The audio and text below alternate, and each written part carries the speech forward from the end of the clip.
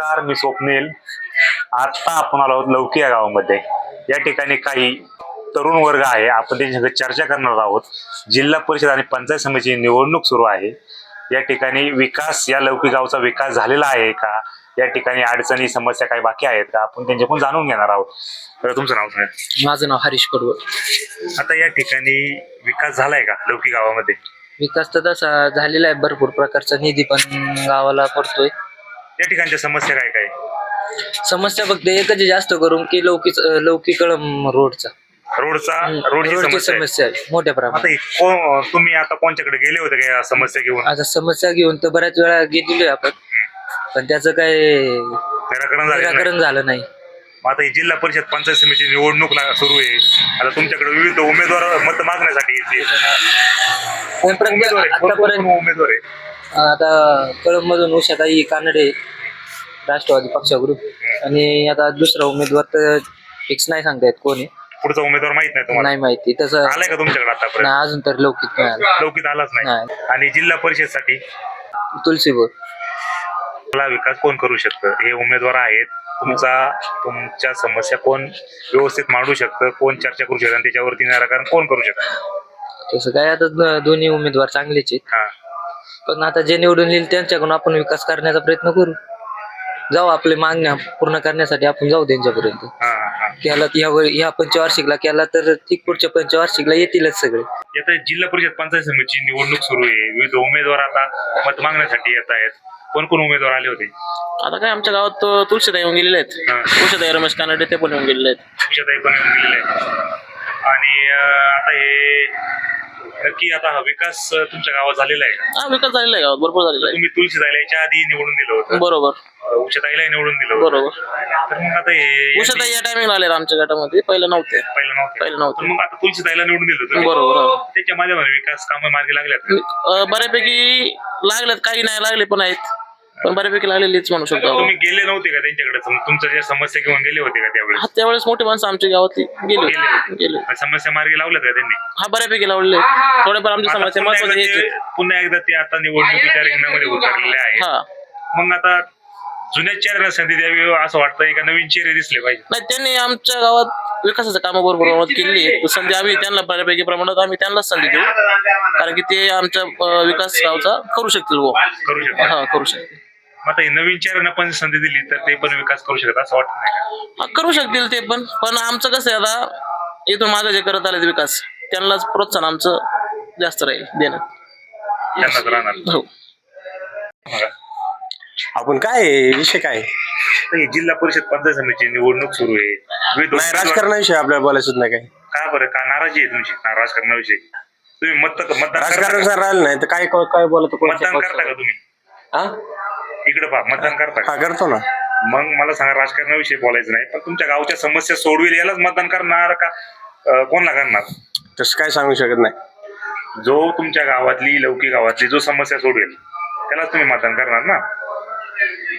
मग कोण वाटतंय योग्य, काय वाटतंय? ज्यांना तुम्ही आधी निवडून दिलं त्यांनी विकास केलाय का? अजून काही ठरवलं नाही.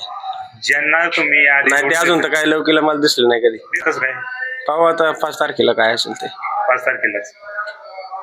समोरून आता कोण कोण उमेदवार आहे सांगता येईल का तुम्हाला, नाव वगैरे काही? इकडं गडाळ्याचे उमेदवार आहे ते उषाताई कानडे, त्यांच्या विरोधात त्या काय त्यांचं नाव पण आहे, राजश्री बालराव. आणि जिल्हा परिषदसाठी? जिल्हा परिषदला तुळशी बोर आणि प्रीती थोरात. मग आता मला सांगा, विकास कोणाच्या माध्यमातून चांगला होईल? जुन्या उमेदवारांनी कामं केली का नवीन उमेदवार? नाही, नवीन चेहऱ्यांना संधी दिली जाईल. नवीन चेहऱ्यांना संधी दिली पाहिजे. या ठिकाणी रस्ते वगैरे व्यवस्थित झालेत का नाही झालेत? नाही, रस्त्याचं कामच नाही होत. बऱ्याच वर्षापासून तो रस्त्याचं काम काय कोणताच पक्ष त्या रस्त्याला हे टाकत नाही, निधी टाकत नाही. मग नवीन चेहऱ्यांना तुम्ही संधी देणार म्हणताय, मग ते काम करतील का चांगले? पाहू, एकदा चान्स देऊ. तसेच जुन्या उमेदवारासारखे करणार? एकदा चान्स देऊन पाहू. एकदा चान्स दिला पाहिजे. आता ही जिल्हा परिषद पंचायत समितीची निवडणूक सुरू आहे. विविध उमेदवार आता घराकडे येत असतील मत मागण्यासाठी. मग आता काय विकास झालाय का या गावचा? या गावचा विकास त्याचा, गाव छोटे आहे पण या गावचा विकास पण झालेला आहे. म्हणजे गावात सगळ्या गोष्टी मुबलक आहेत. जुन्या उमेदवारांनी विकास केलाय का नवीन चेहऱ्यांना प्राधान्य दिलं पाहिजे?